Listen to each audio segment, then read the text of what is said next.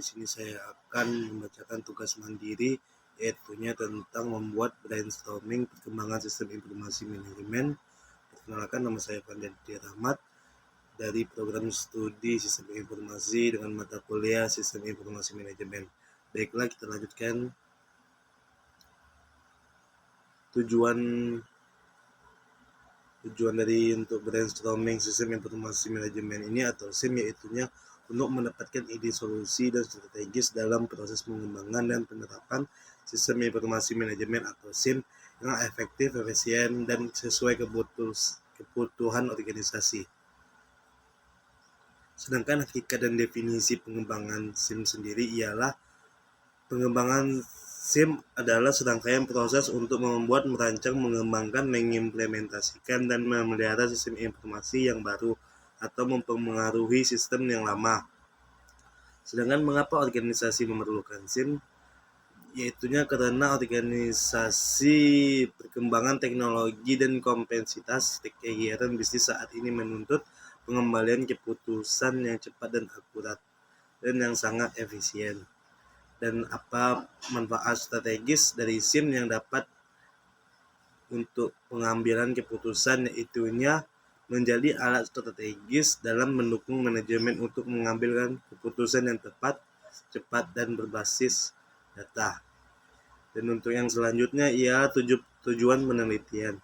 Tujuan penelitian yang pertama ada prinsip pengembangan SIM, yaitunya sistem harus memenuhi kebutuhan manajemen pengembangan dilakukan oleh tim dengan kompetensi tinggi, keamanan data dan keandalan sistem harus dijamin. Dan klasifikasi sistem informasi tujuannya yaitunya yang ingin dicapai dan dilakukan penelitian untuk menjawab bagian rumusan masalah.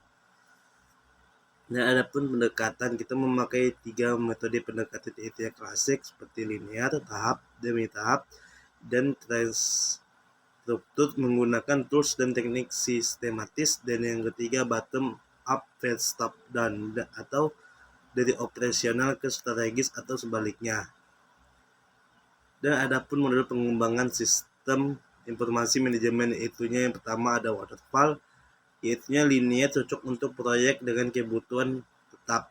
Dan adapun spiral, yaitunya iteratif fleksibel cocok untuk proyek dinamis dan kompleks.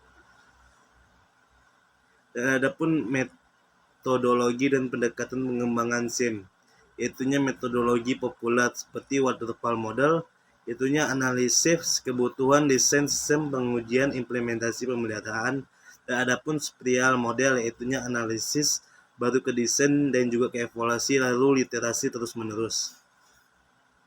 Dan adapun tantangan dan kendala dalam proses pembuatan sistem informasi manajemen, yaitunya yang pertamanya kurangnya dukungan manajemen, yang kedua perencanaan yang buruk, yang ketiga ketidakjelasan kebutuhan sistem, dan yang keempat keterbatasan sumber daya manusia dan teknologi.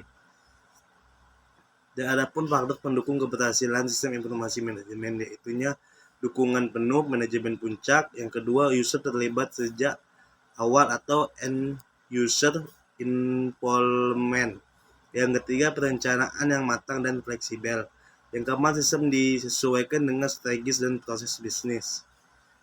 Dan adapun ide solusi pengembangan SIM, yaitunya gunakan metode literatif seperti agile atau spiral, lakukan pelatihan user sebelum implementasi, yang ketiga buat tim lintas divisi dalam pengembangan, yang keempat lakukan uji coba sistem secara bertahap atau pilot project, yang kelima gunakan software open source atau untuk efisiensi biaya awal.